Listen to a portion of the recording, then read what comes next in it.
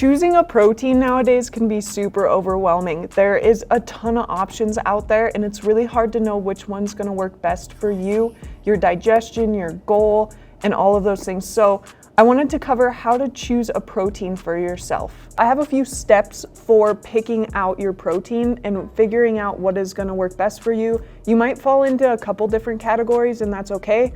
I use 2 different types of protein as well, so just use this as a guide to figure out which ones are gonna work best for you, and then that way you're not buying a ton of proteins that you don't need and you're not getting your bang for your buck out of your supplements. Step number 1 is to choose your purpose.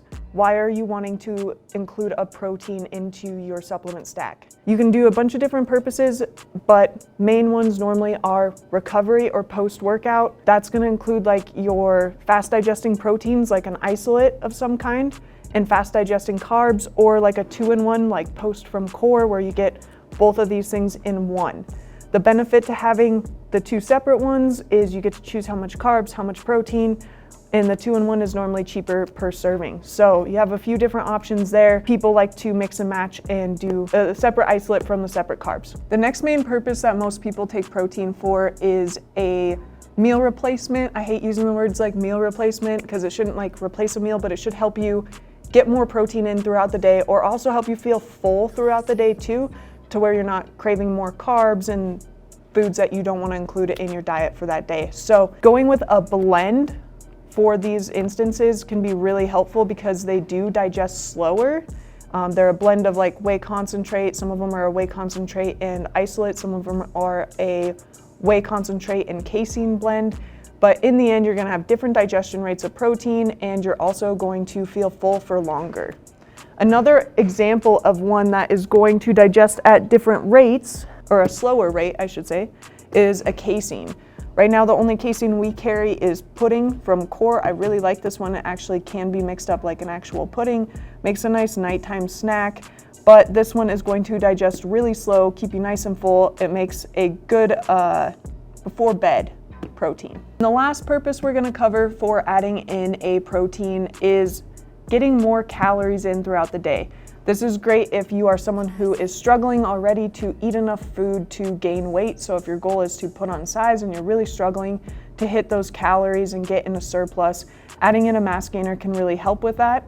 I really recommend doing a glucose disposal agent of some kind with a mass gainer, and also making sure that it's not going to upset your digestion, just because if you're already trying to get in a ton of food throughout the day, you want something that's going to be easy on your digestion and help you absorb that food better.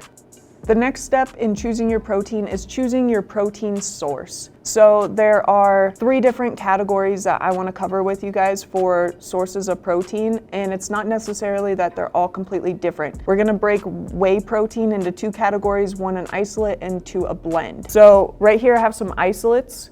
If you're doing it for recovery, like I said, you're going to want some carbs in there, something like the Post,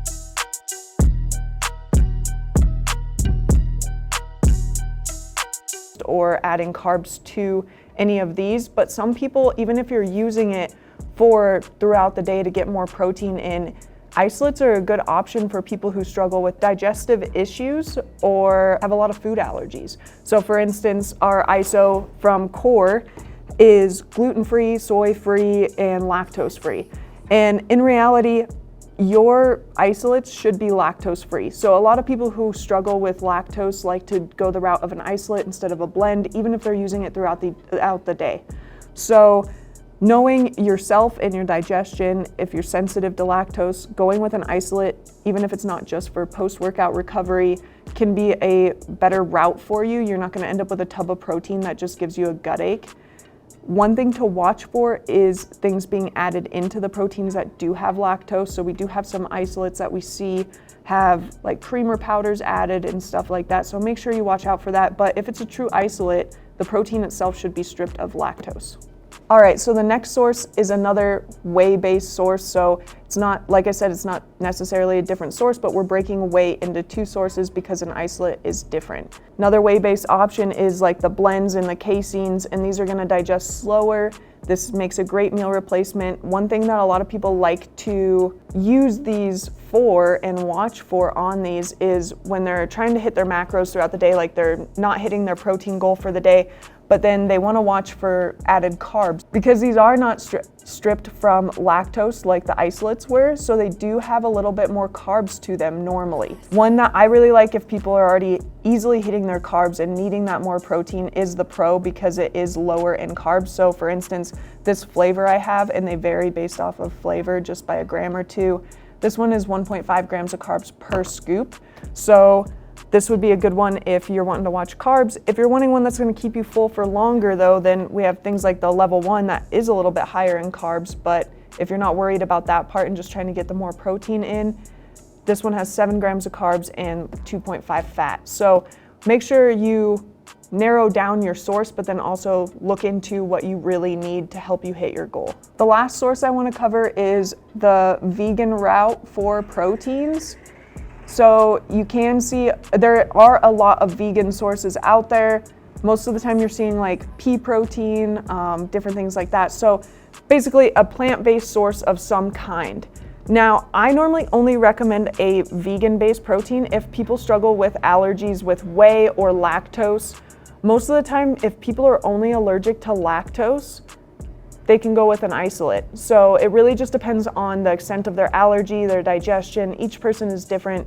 But if you have a ton of food allergies and you're really nervous about trying out a protein, you've had bad experiences with, having that gut ache, not doing well with a protein, and then being stuck with a whole tub that you can't drink, you might want to consider a vegan route.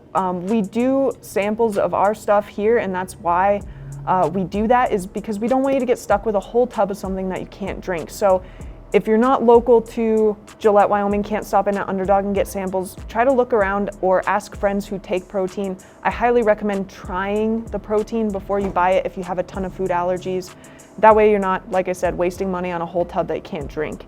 But vegan options are a good route if you have a ton of food allergies and are nervous about your digestion. And speaking of digestion, a lot of people struggle with digesting high amounts of artificial sweeteners. So you might want to choose your sweetener. So that's our next step, is choosing your sweetener. So do you want to have, the little bits of sucralose and things? A lot of proteins anymore, they really don't have a ton of sucralose in them. It's easy to find out what artificial sweetener they're using. You just look under if you look under the panel and then go to the ingredients underneath, it'll tell you if it's sucralose. Or a lot of protein brands now, or supplement brands, are including a protein that is naturally sweetened for people who struggle with digesting sucralose and other artificial sweeteners. And they're going with monk fruit, stevia, things like that. This one is actually sweetened with monk fruit and stevia. So there are some different options out there for sweeteners. So if you struggle with digestion, that is something I highly recommend you looking into and giving a try, because that can make a huge difference. The last step is to consider flavor options, and of course, flavor quality too. So you want to make sure you like your protein, especially if it's something that you're planning on implementing like a scoop or two a day. You don't want to hate your protein that you're drinking. It doesn't help with consistency, and it's just not fun. There's great high quality proteins out there now that have great flavors. So make sure you consider how many flavor options there are. You don't want to get stuck with just chocolate and vanilla all the time. I know a few people who get the same flavor every time, but most people like having that variety.